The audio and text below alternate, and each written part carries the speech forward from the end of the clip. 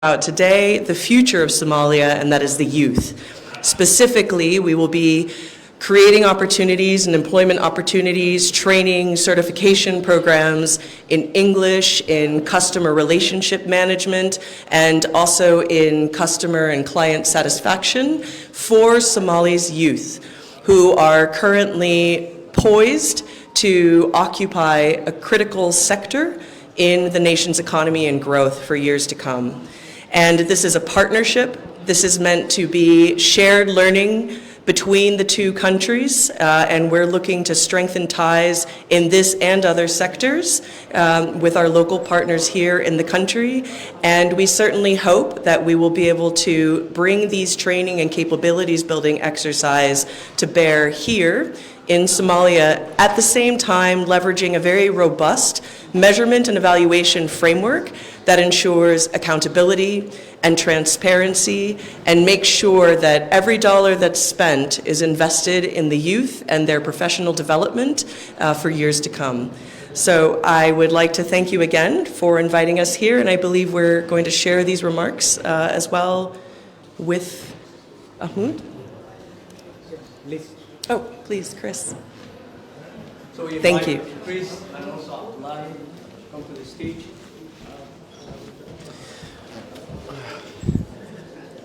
Hello, everyone. I hope everyone enjoyed lunch. And following on those remarks, beyond a lot of the work we're doing in Washington with communications and focusing on what Somalia is working on is also the commercial piece that we've been discussing the last 48 hours. And so working with Afrigate, we're looking to talk to some of those companies in different sectors, fish, oil, security, others. And this is why this is such a productive summit, to be able to compare notes in that respect and kind of emphasize some of the progress we're making. And it kind of crosses into some of the government relations functions in Washington and working with the ambassador and the president. So very enthusiastic about that. In some places they say a short speech is a good speech. So looking forward to meeting and connecting with many of these different partners here and continuing to take those ideas back to Washington, D.C. And hopefully this will be the first of other trips back to Mogadishu.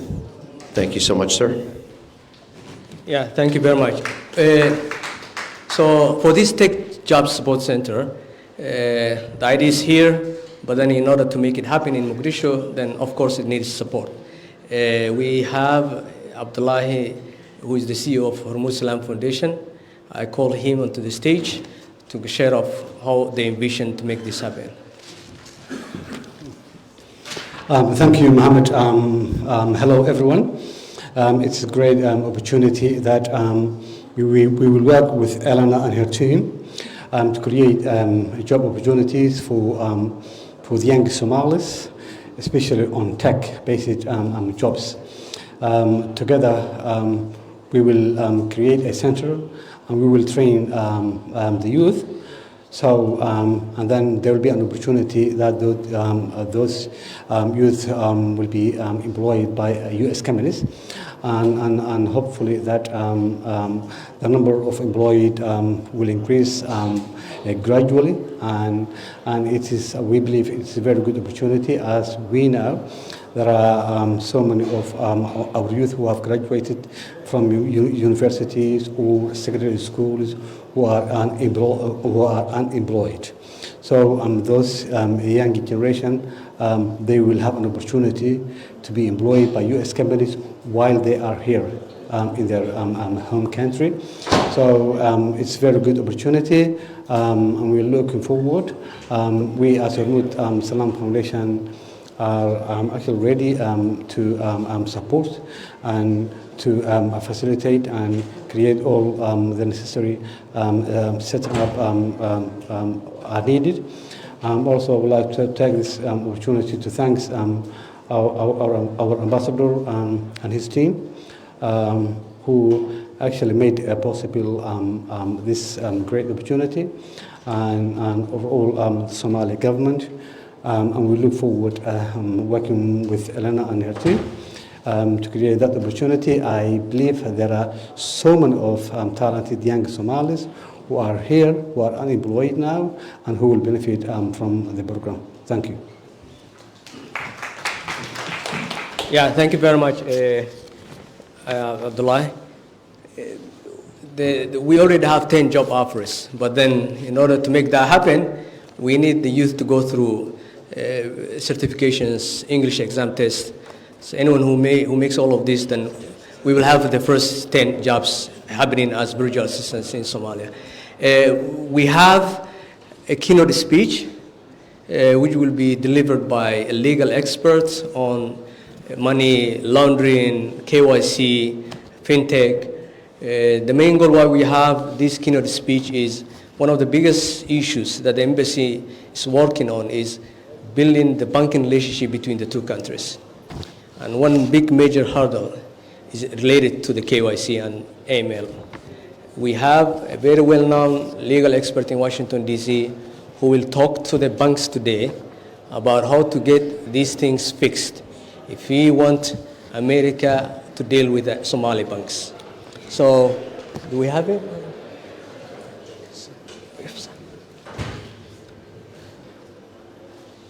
Yes, I hope Stephen can hear me. Can you hear me well, Steve? Can you hear me?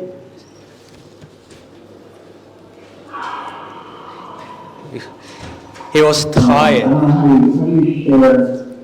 You're about to share your screen on this one.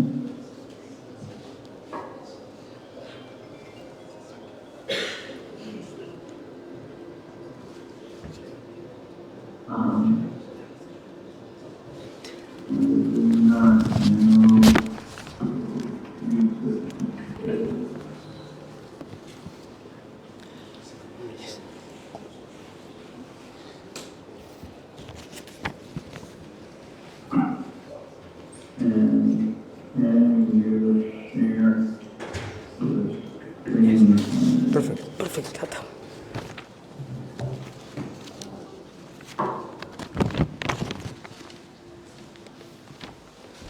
I'm looking at the camera like that. Is that all right?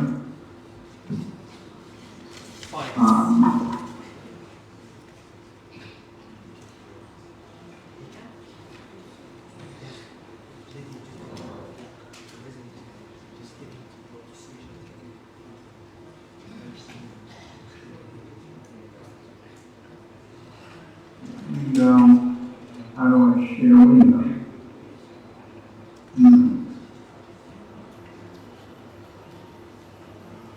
I don't want to share this window. Possibly. Let me share this window.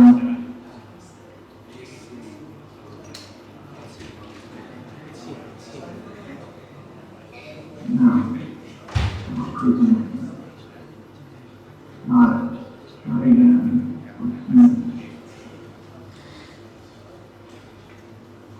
Share.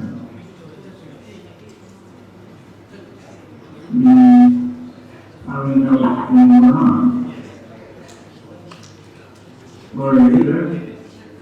Is anyone there?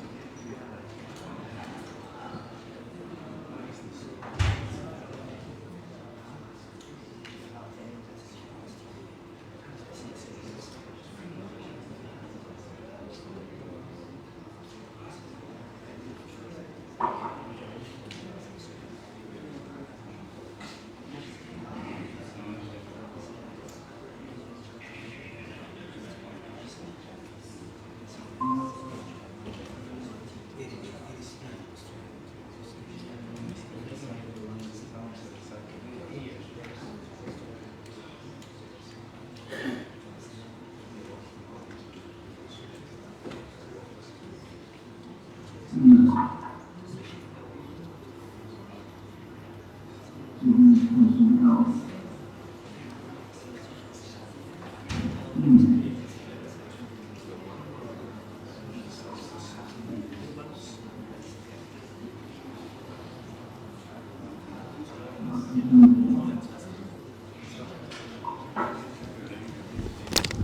I can't do this without sharing the pain.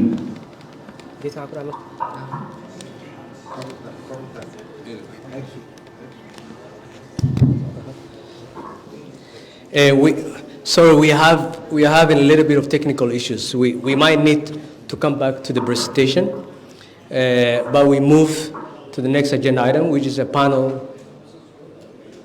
Yes, which is a panel. We have all the experts. I call the moderator to call the participants.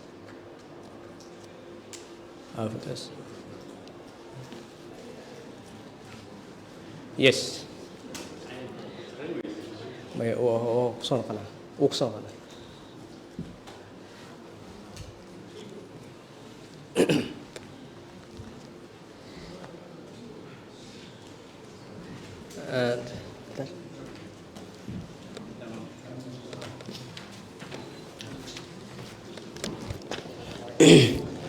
Assalamu alaikum. Welcome back from the lunch. I hope you had a great time. Yes, you can say. Thank you very much. Mahmoud Beko. My name is Najib Ahmed. I work for the Federal Ministry of Energy and Water Resources. With me, all men's affairs. I mean, unfortunately, we don't have a female here, but I will try to fill in that 30% quota. My name is Najib Ahmed. I work for the Federal Ministry of Energy and Water Resources. It's my great pleasure to be moderating this session. And before the law of marginal diminishing marginal utility sets in, we will be taking through 60 minutes. This panel discussion is going to be focusing on energy infrastructure investment, where we'll be having deep dives to unlock and unpack critical questions. So with me, to have a pleasure to have the DG of the Ministry of Energy, Ministry of Petroleum and Mineral Resources, Mohammed Hashi Abdi.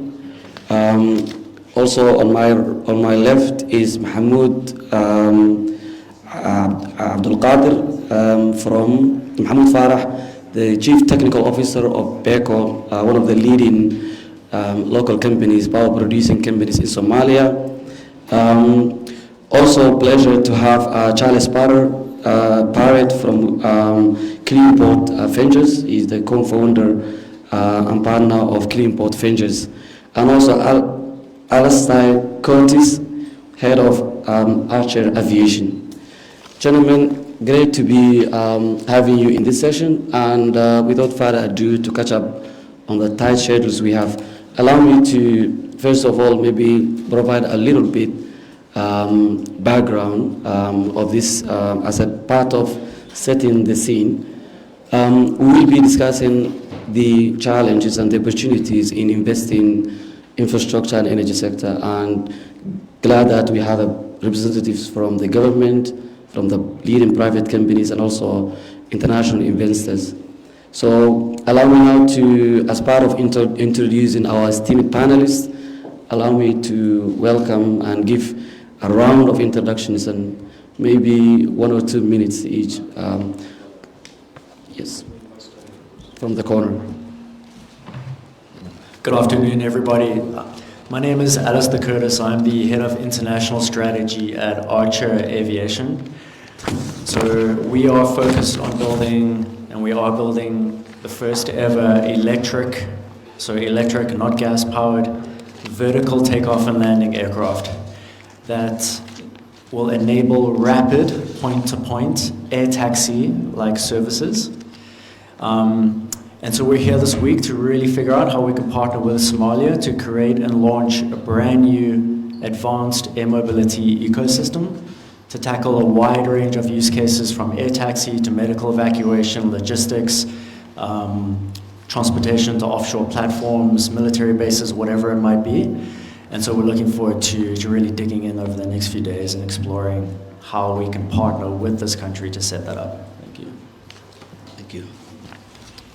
Hi, my name is Charles Perret. I'm managing partner of Cleanport Ventures.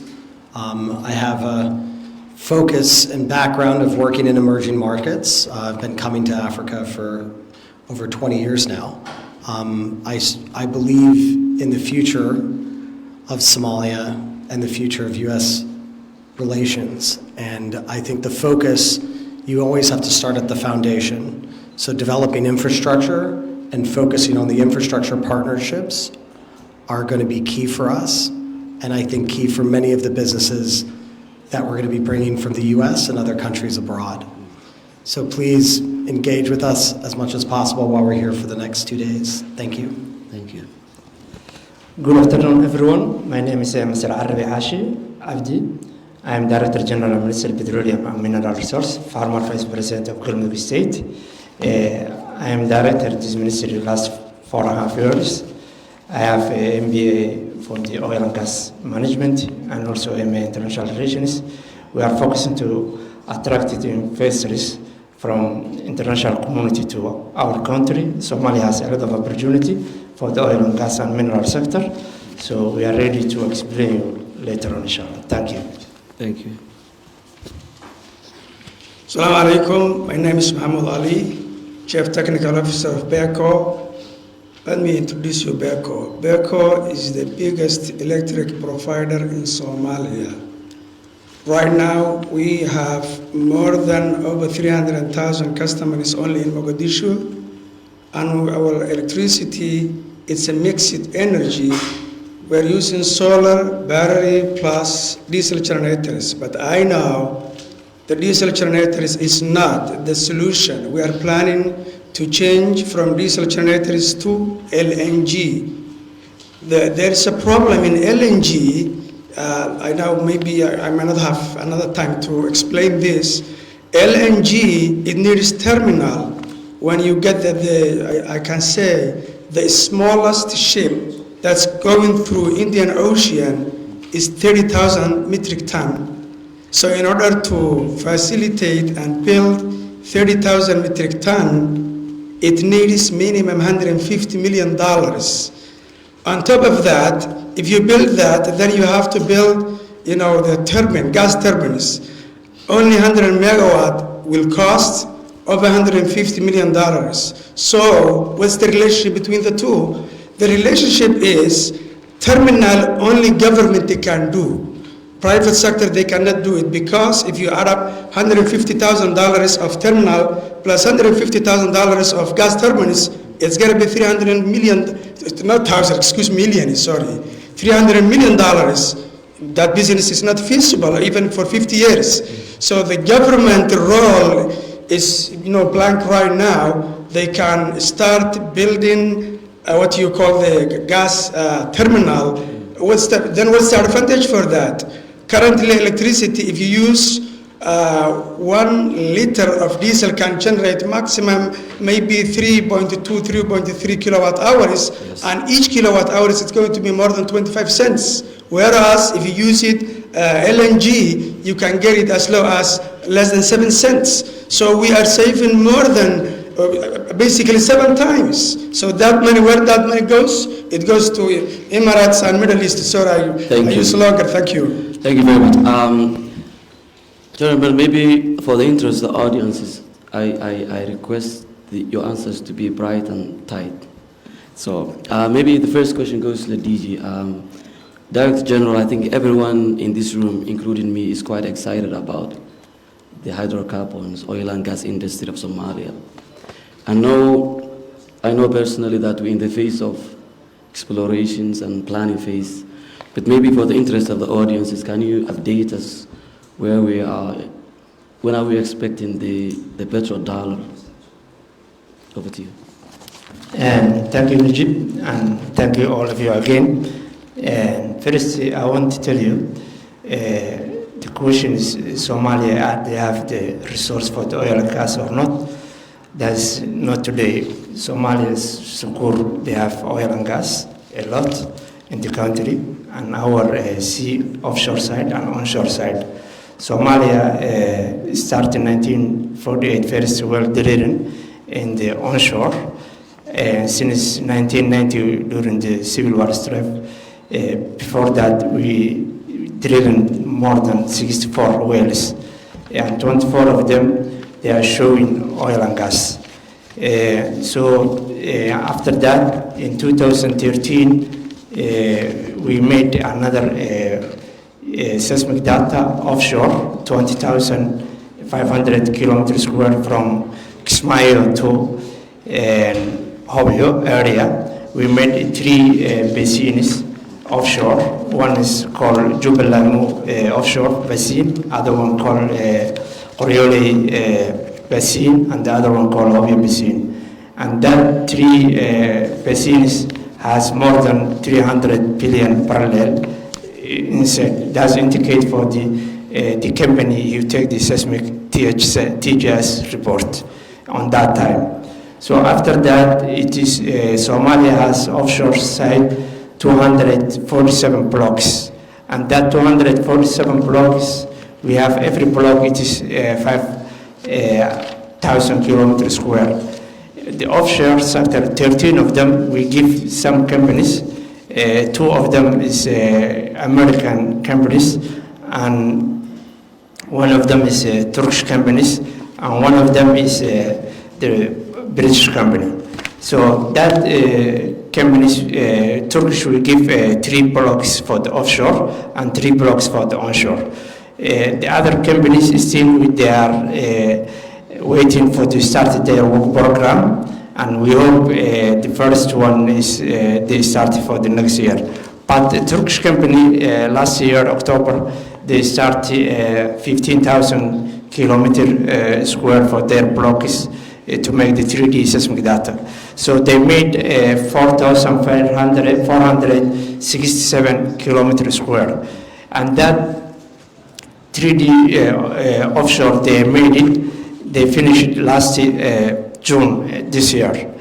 So we hope next few months they will give us the report, and now the time of the interpretation for the seismic. So when we get the report, we hope we will drill our oil. So and we hope next few months we will drill the first oil offshore. After that, within 3 months, they will have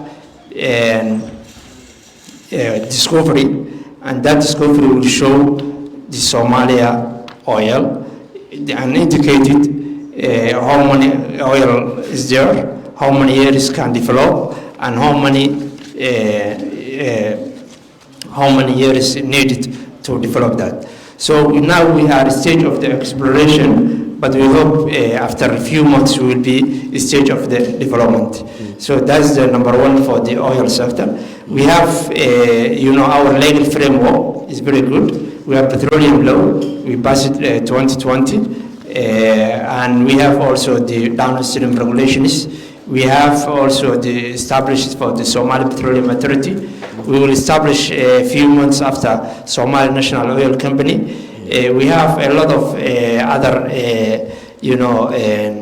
laws related with the petroleum sector, such as the extractive industry income tax law, such as environmental law, and the petroleum law is indicated for 11 articles for the environmental section. We made some areas for environmental impact assessment.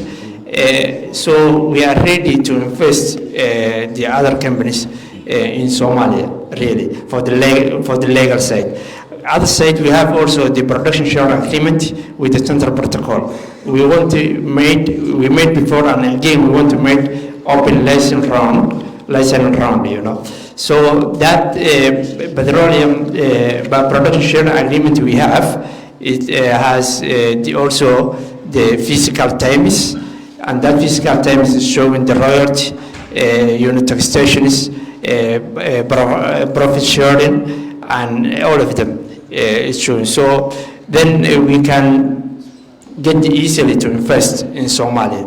And that production sharing agreement and also the Central Protocol and all that laws is different for the companies to invest in Somalia.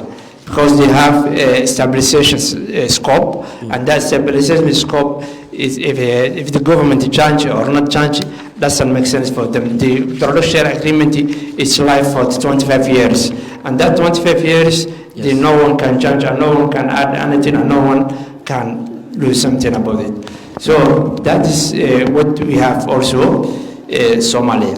Yes. For the mineral sector, also we pass it now for the mineral law, and we will also still it's not finished for the parliamentary, but we pass it for the cabinet, and we need also that one to make for the Somali mining sector, Somali mining authority as well. And the mining sector in Somalia, they have a lot of minerals, all the critical minerals now the world need, such as we have copper, we have lithium, we have tin, we have all the minerals, we have gold, we have uranium.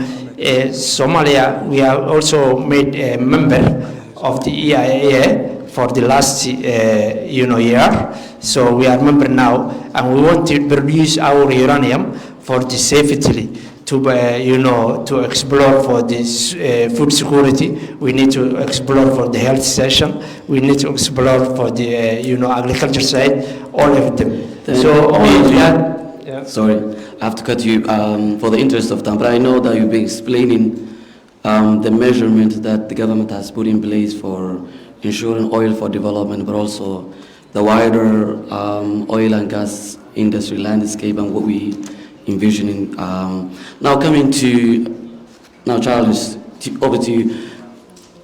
This was the hydrocarbons, the non-renewable energy. Now focusing on the renewable energy, I think His Excellency the President today has explained a bit about Somalia's opportunities in investing in renewable energy.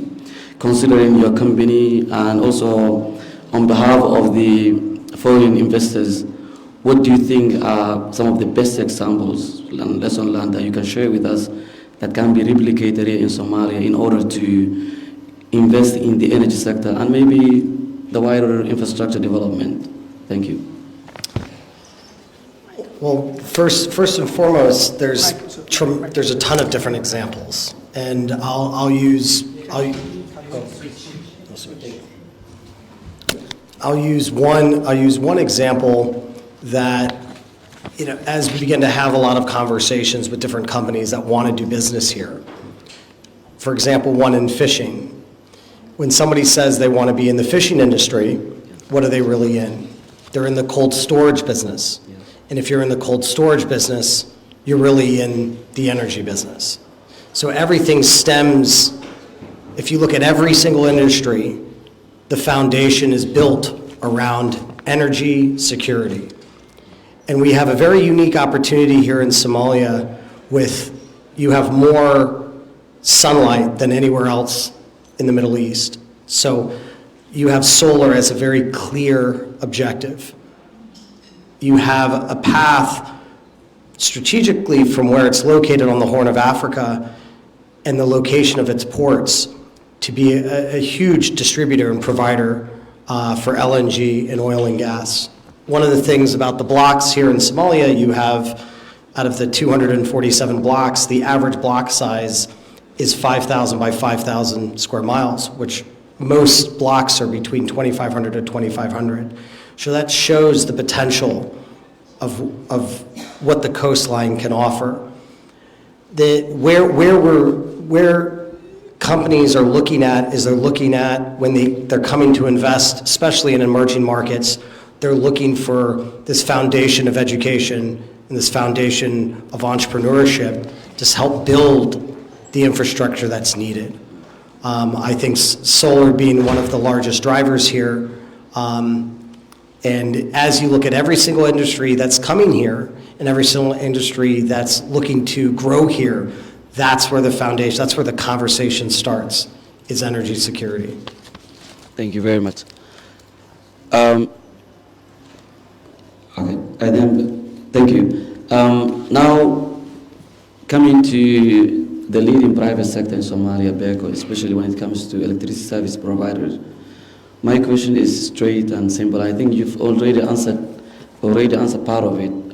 You've been providing this service for the past 2-3 decades, and everyone is, and I think that is a legacy worthy of celebrating. But what is the current status of the energy sector? I know it's one of the most expensive, one of the most inefficient when it comes to energy mix or electricity efficiency, but it also requires huge investments. So what is your power sector vision as private sector? Thank you, Najib. It's a very good question. Let me clarify one thing. We all know electricity needs 3 things. Number one, or any kind of business needs 3 things. The number one is the reliability. Number 2 is the affordability. Number 3 is the sustainability. When it comes to reliability, Mogadishu and overall in Somalia, electric providers, they successfully managed, electricity which is running 24/7 without blackout. So that side is good, things going good.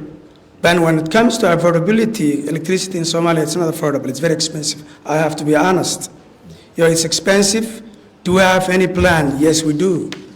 Look, Berco, if I take as an example, Berco, established 2014. At that time, 1 kilowatt hour was $1.20, and today it's 41 cents, almost 60% reduction. We're not there yet where we wanted to go. What's the plan? Right now we have 72 megawatt of solar. Also, we are planning to install another 100 megawatt the year 2026, inshallah.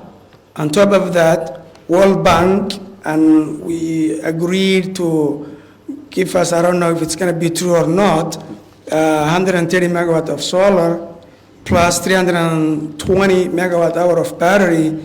If we get all these, I believe electricity prices going down significantly. I cannot tell you what the number is going to be, but I'm sure we're going to reduce the price. When it comes to the sustainability, look, sometimes people, they might get something which is cheap, but it's hurting the environment. And sometimes you might get something very nice for the environment, but companies and government cannot afford. So those 3 things, reliability, affordability, and sustainability, that's our vision. And I hope next 5 years, the electricity of Mogadishu, I should say, because in Somalia, there's no grid. It's a mini grid. Every city runs its own electricity, but I can say Mogadishu, for the next 5 years, inshallah, the electricity is going to be down. Thank you very Hamoud. I think that's very good news for almost everyone, including me. Now, to Archer Aviation, Mr. Alistair Korus. I think one of the flagship programs in our national transformation plan is New Mogadishu, that includes the new Mogadishu airport. Now, considering your expertise, and I think from your brief intro, I think it was quite exciting what your company does. Considering all that, what do you think US and Somali-based companies, and both public and private, with regards to sustainable infrastructure, particularly in the ports, and also modern means of transportation, including the aviation sector? So what do you think we can partner with regards to developing the ports and the entire infrastructure? Thank you. Thanks. Yeah, I just think it's an incredible opportunity to come in pre-day one and think from a first principles point of view on how we can design the ultimate clean, sustainable airport of the future. And there's no reason why not with this opportunity you have and all the companies you have here, that Somalia can't be the leading example of that, especially in East Africa. And really think about how we can bring in aviation powered by electricity to solve lots of local problems. And then, Somalia has the opportunity, if we manage to get things together quite soon here, to show the rest of the world how it can be done. And how incredible would that be? And so, we're willing to come in here and, bring our expertise from the UAE, the US, India, other parts of the world, and bring all the best and all the learnings and then help you design from pre-day one the best-in-class system. And that, the ripple effects from that will be huge across, the energy industry, developing the grid to serve these types of operations and other clean energy operations in the future, micro-mobility, EVs. And so, we just believe that, this place, almost more than anywhere else in Africa at least, really has the chance to leapfrog other countries, if you will, as well. Thank you very much. I think that was very excellent, brief and tight. I recognize the presence of His Excellency, the Ambassador of Somalia to the US. Thank you for your time. I also see leading private companies. I also see representatives from the government. Before I go to the second round of the questions, may I invite now one or two brief questions to the gentleman before I ask my questions. And by the way, this session was supposed to be tomorrow, and I think for its urgency, we've made it today, and there was no preparations, no rehearsal, so it's kind of exam. I think these gentlemen are in exam room. So I now invite your questions, maybe a brief comment of 30 seconds before I go for my second round of questions. Anyone interested now? It's the real exam. Maybe now going back to the DG in that order. There are foreign companies that are looking for opportunities to invest in the oil and gas industry. And I'm glad that you've mentioned about the issue of transparency, the issue of safeguards, and the entire enabling environment. But what assurances are you giving, and is our government putting in place in order to, as incentives to attract foreign investment in that sector, in the oil and gas sector? Thank you. And thank you again. And really, as you know, Somalia is a good countries and good amicable people, and we have good legal framework. We have a good geological, geological in Somalia. We have a good BSA for the amicable and attractive one. We have good taxation and everything. Our BSS has, the stabilization clause, and that's showing is that's showing for the agreement it's stable and nothing to do about the political or nothing to do about the security or nothing to do about the other challenges. But we have also a lot of opportunity in Somalia, because still we are frontier country, still we are virgin countries. So if the company come in Somalia, he can get a lot of opportunity, such as while we're talking about now oil and gas, we have more than 200 blocks offshore. We have more than 200 blocks onshore. If you invest in the onshore sector, it's very cheap. If you have invested for the offshore sector, it's good. And Somalia, as you know, before we have some pirates or something like that, but since 2008, no incident in our sea. That's also showing is good attract for the companies, We have also a lot of opportunity for the oil sector. Somalia, now we have only the downstream sector. We have a lot of import oil from the Middle East and the other regions, countries. So if someone is invested for the refinery in Somalia, there's a lot of opportunity. So that factory for the refinery is a big opportunity in Somalia, and it's costing only $100 million or something like that. So the companies to invest, you can. Now we are a member of the East African Community, So when we build in here for the refinery, we can give all the East African countries for our oil. That's big opportunity in the country. Also, while we look for the mineral sector, Somalia still again is a virgin country. We have coastline more than 3,000 kilometers, and we have wind. We have, if you're talking about the renewable energy, we have wind. We have our minerals, for the critical minerals, Somalia. All we have, and we have data. Like we have copper, we have gold, we have lithium, all the critical mineral we have in Somalia. Well, it starts from the north region till south region, east and west, all of them we have. And also, when we are talking the uranium, Somalia is the second largest, reserve uranium in the world. And we have maybe 4 or 5 regions in Somalia. They have reserve on the uranium, and no one touches it. Again, it's a virgin. So we told them, the investors, to come our country. We have good legal framework, good agreements for the BSA and the mineral agreements, everything, concessions, and we have good protected to it. Thank you. Thank you, DJ. I think that was quite promising. I think investment opportunities. For those of you, maybe DJ was constantly using PSAs, which means profit sharing agreements for the interest of the audiences. But DJ, thank you so very much. Now, I'm quite disappointed that we don't have any urban planning, other infrastructure experts in this panel. But now, Mr. Charles, maybe for this opportunity, considering the urban development, the infrastructure, the wider infrastructure development need is huge, unlocking potential investment and financing.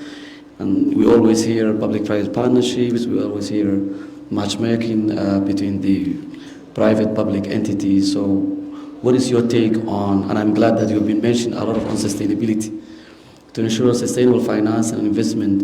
What is your advice on take on the public-private partnerships to finance on urban development and wider infrastructure financing?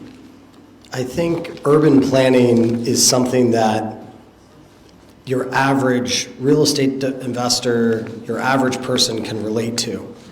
A lot of the diaspora that comes from the US, I've met many real estate investors, many people that have been extremely successful in the US. They can take that knowledge, invest it alongside here.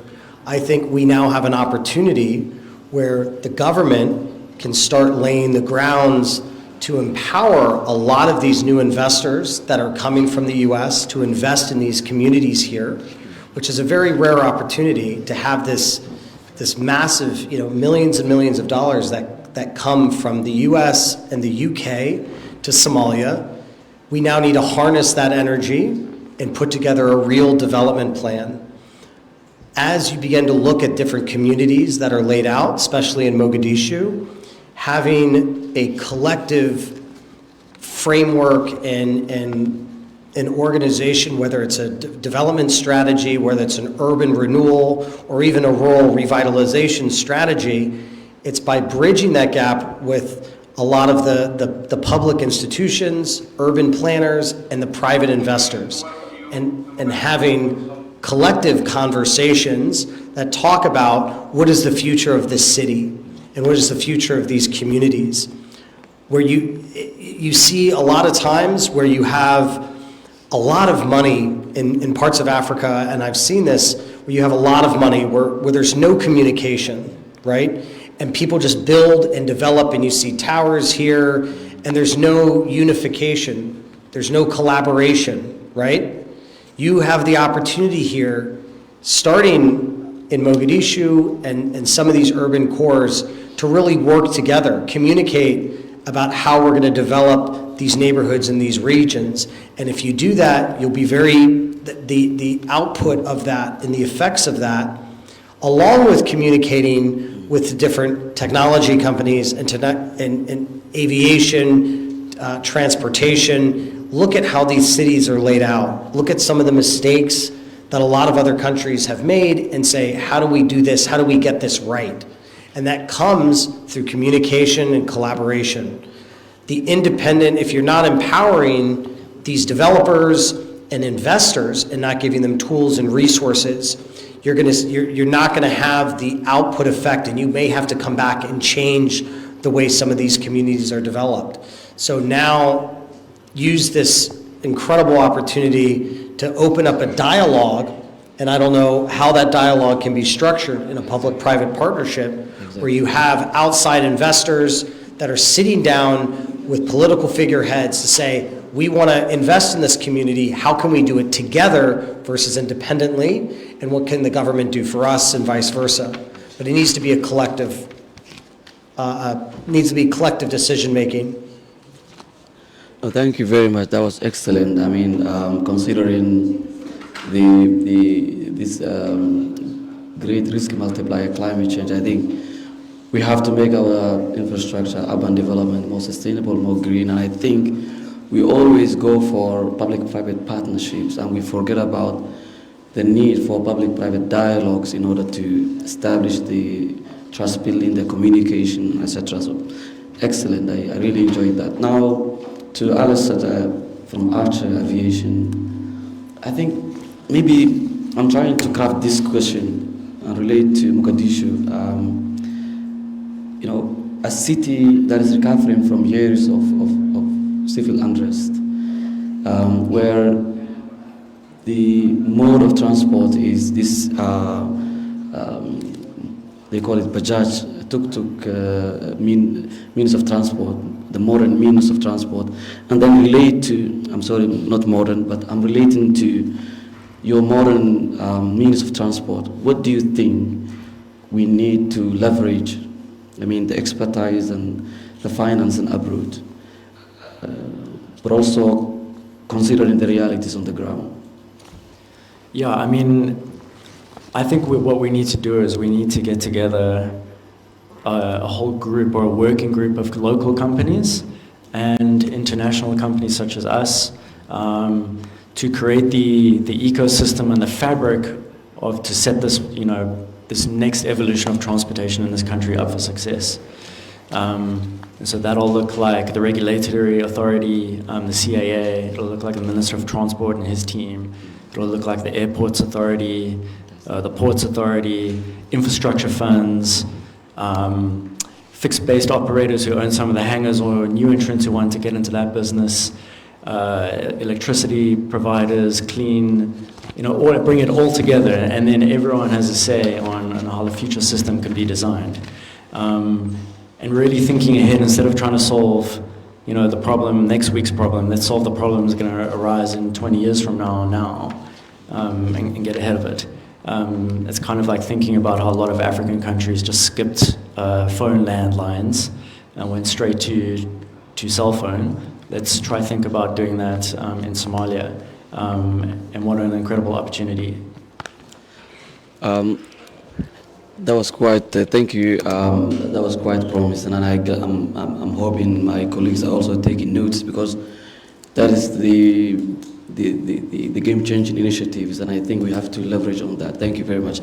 Now I think I got some time, maybe for maybe very quick 1-minute question, but before I go that, I think I have one question to Beko. I think a colleague of mine was wondering if there are new players in the market, new power-producing companies. I mean, what is the current system? I mean, how is the system welcoming new players in the market? Number one. Number two, you've been talking about promises of expanding the renewable energy opportunities, but also lowering the price and also ensuring continuity and affordability. So maybe what is the current initiatives of integrating the network, maybe the generation, the distribution, the transmission lines? How are you going with the fellow partners, private sector, the government, and also the new players? Thank you, Najib, again. Let me say, as a BECO, we are open for private-public partnership. We are ready for the government and international company which wants to join with us. We are ready for it. You know, the distribution is already set. As I said, we have over 300,000 customers. The whole city has the network, which is more than enough. It can carry as much as over 300 megawatts. And the load of the city right now, it's around 100 megawatt. But if the electricity goes down, the load will increase, I'm sure that. So we are ready for that. When it comes to transmission, you know, transmission starts from 6 kV, and in Somalia, we have only 33 kV, I should say. So 33 kV is still considered in distribution. So we are open to deal, you know, outsiders, insiders, independent, you know, even if some people, if they can install someplace solar and battery together, if the price is realistic, we are in business, so if the price is realistic, why not? We are ready to deal with it. But let me clarify one thing again. You know, the solar and battery, it's not sustainable. Why? Because it cannot be base load. What do I mean by base load? For example, if we get the raining for 5 consecutive days, solar and batteries will never help you out. You need base load, which is going to be, you know, the diesel is not the solution. Diesel, it's not, I'm not underlining. Diesel is not the solution. Right now we are using HFO, heavy fuel oil, which, you know, when it comes to initial costs, it's almost over 100% more the diesel. But when it comes to efficiency, it's much better. But still, HFO, it's very expensive. What is the solution for Mogadishu? Solution of Mogadishu is LNG. Some people might ask me, what are you differentiating LNG and HFO? Both of them, they're not friendly environmentally, but the LNG is cheap, less, almost 50% less, you know, emissions than HFO. And electricity will be cheaper almost 5 times. On top of that, if the government, I'm repeating this word again, if the government establishes and installs simple terminal for LNG, all the industry, you know, factories, they will come. The government, they will get taxes from the industries. And then over 100,000 people will get job. With that money, the government, they might get back that money within 2-3 years. And the electricity of Mogadishu is going to be almost cheaper than Kenya or close to Ethiopia. So our government, we are requesting to establish LNG terminal. That's the key of Mogadishu electricity. Thank you. Thank you, Mahmoud. Before I go for the final round of questions, which is going to take less than 30 seconds for each, may I now invite 1 or 2 questions if there are? Oh, I see. I should start from the sisters, yes. And then, gentlemen. No problem. I'll be circulating the mic.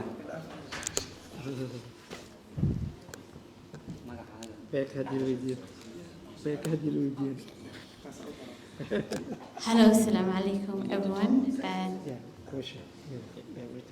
And my name is Naima, and I am presenting Somali Development and Construction Bank, and especially the representative from BECO has repeated public-private partnership, and I had a good news for you. We launched last month investment readiness program for investing key sectors of economic and development. And one of the key sectors we are interested in financing and investing is energy sector, especially renewable energy. And we are here to help and give, we are ready also public-private partnership. And because you repeated public-private partnership, and I want to inform that Somali Development and Construction Bank is ready for that, and we are glad to do that with you, and also to the international representatives to come through us also. Thank you so much.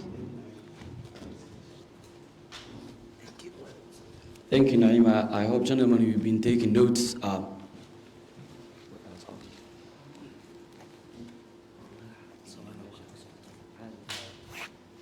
بسم الله الرحمن الرحيم. magacayga waxaa la yidhahdaa Axmed Maxamed Gelle. waxaan ka socdaa Garaaca Seaboard.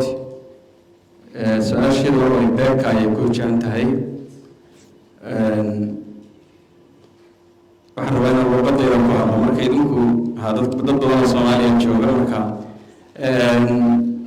waxaan rabay marka inaan su-aasha ku weydiiyo waxaad tiri mudane customer-ka iyagu waa 300,000 haddaan saasaan filayahay dadka kaloo magaalada degayay isticmaalaan waa su-aal.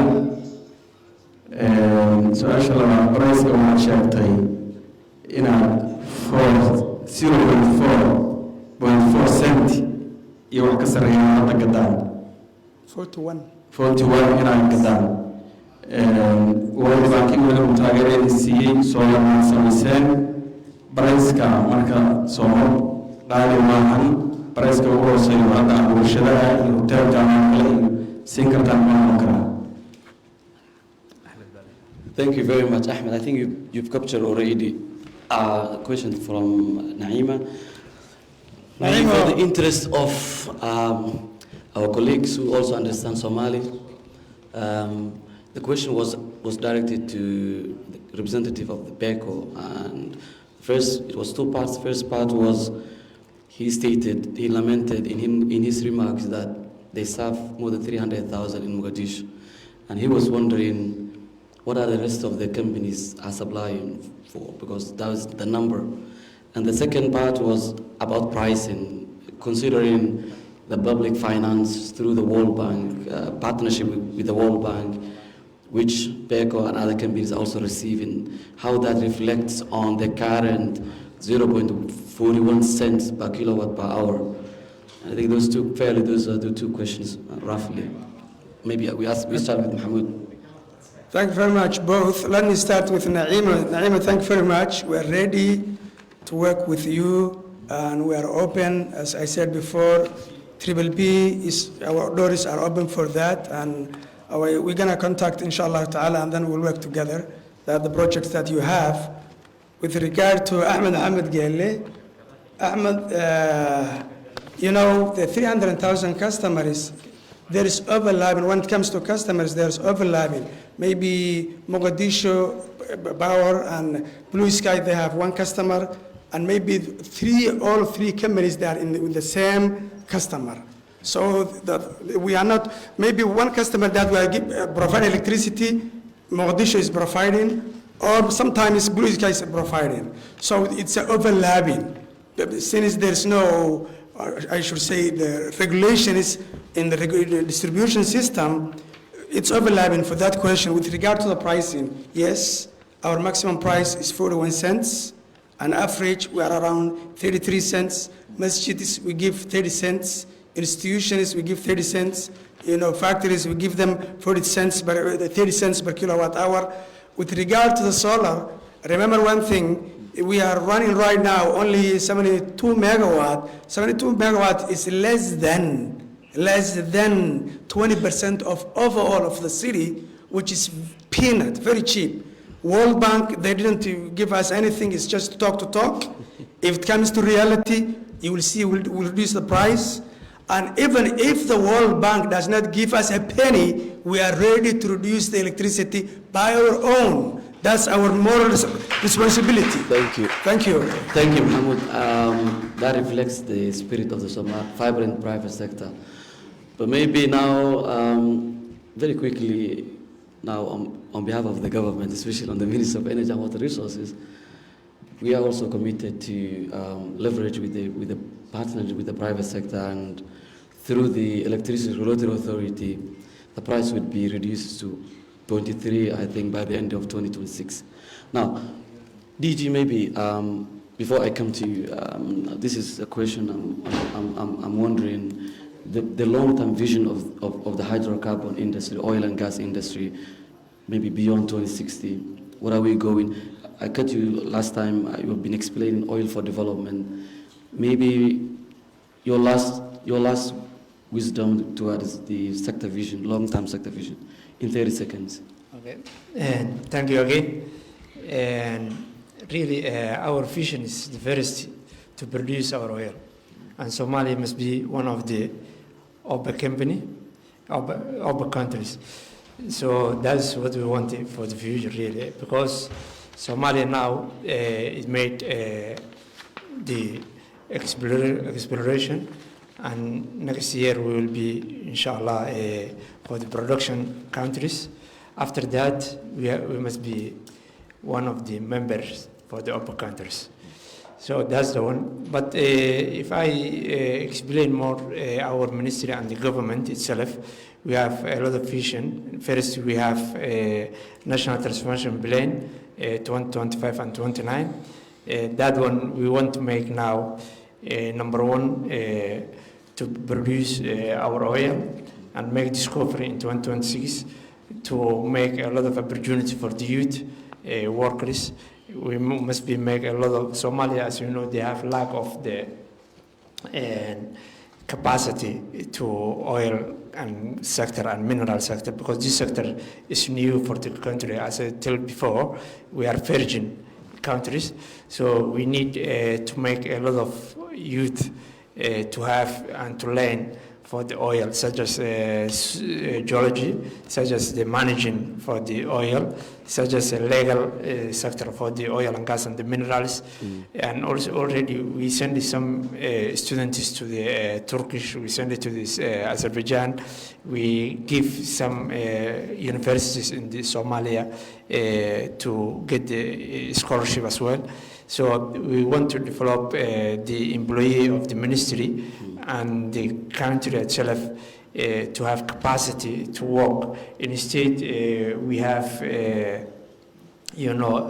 only the international people can come and to work, because our youth, if they learn how to produce their oil and gas and work for their minerals, is good, because now we have some engineers from coming Sudan, Pakistan, and other countries, but we need to have some of them to come from Somalia.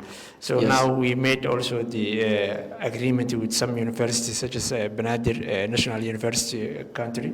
We want also that. We need also to make geological survey mapping in the country. Because that's main important while we're talking about the minerals, because Somalia, it made before the civil war some geological mapping surveys in the country, and also colonial time we made some geological survey in the country.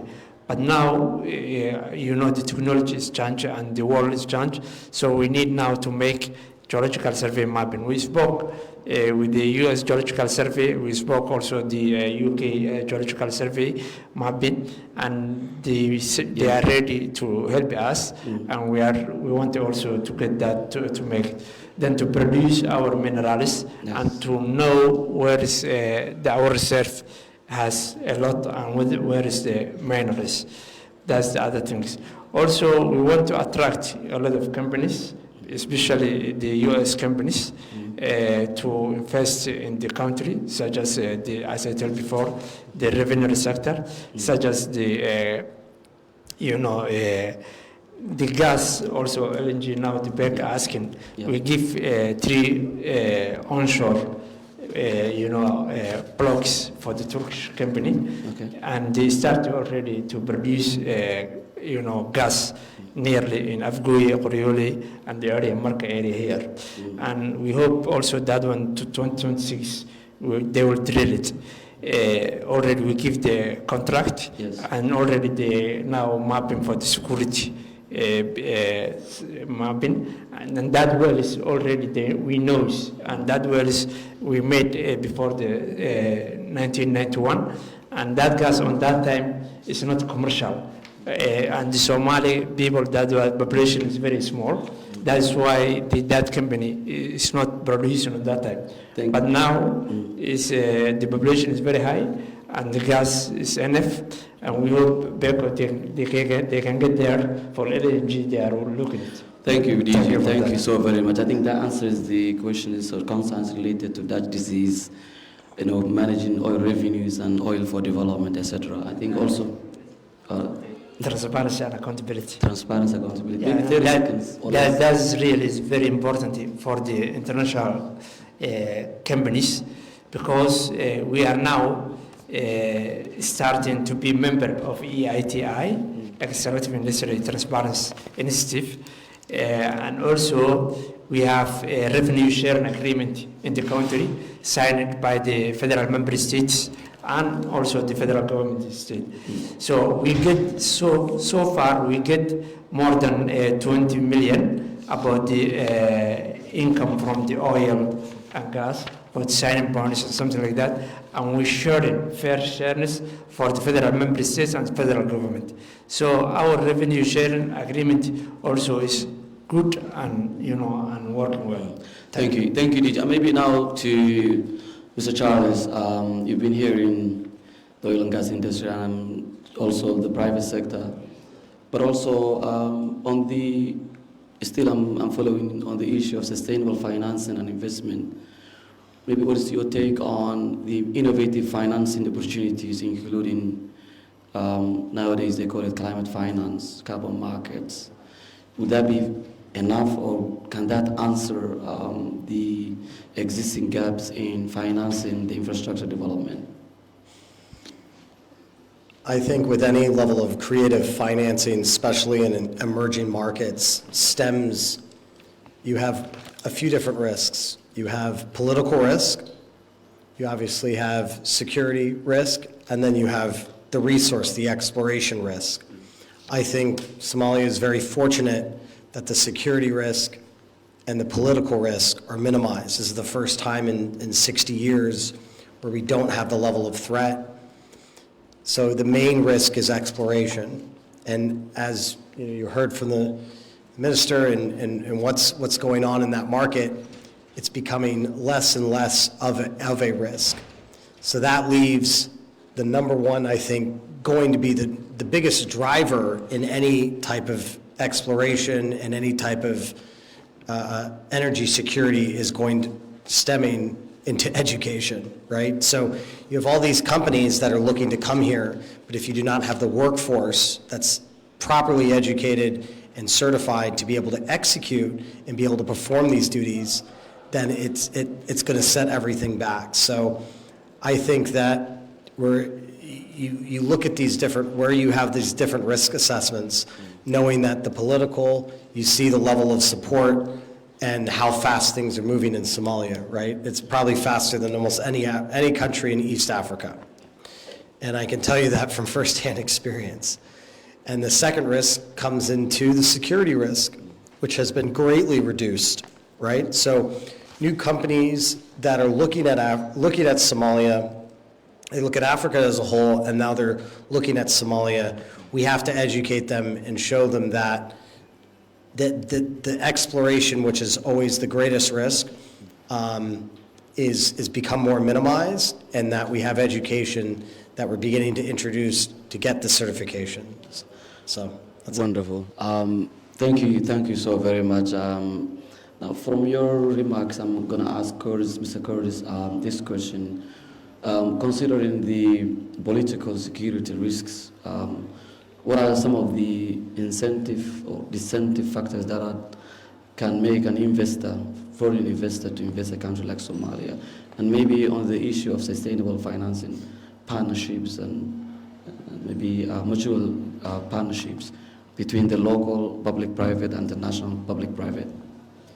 Yeah, I think as an international investor potentially coming in, we want to make sure we're working with partners that have a big long-term vision.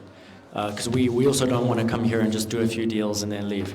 We want to co-create infrastructure with you and be that partner for many, many years, if not decades, to come. And so with thinking through that lens, we know we can accomplish great things. That was excellent. Thank you very much. And I think before the law of marginal diminishing marginal utility sets in economics, additional remark or intervention may create dissatisfaction.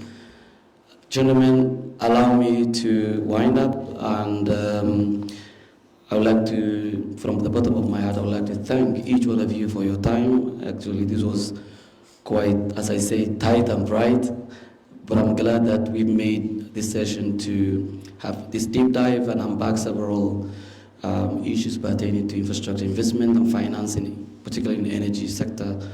With that, gentlemen, colleagues, ladies and gentlemen, allow us to leave, and thank you so very much.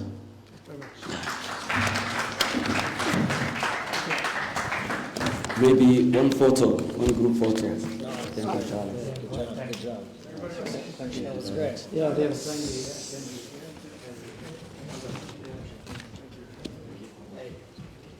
Ambassador, pleasure to have you.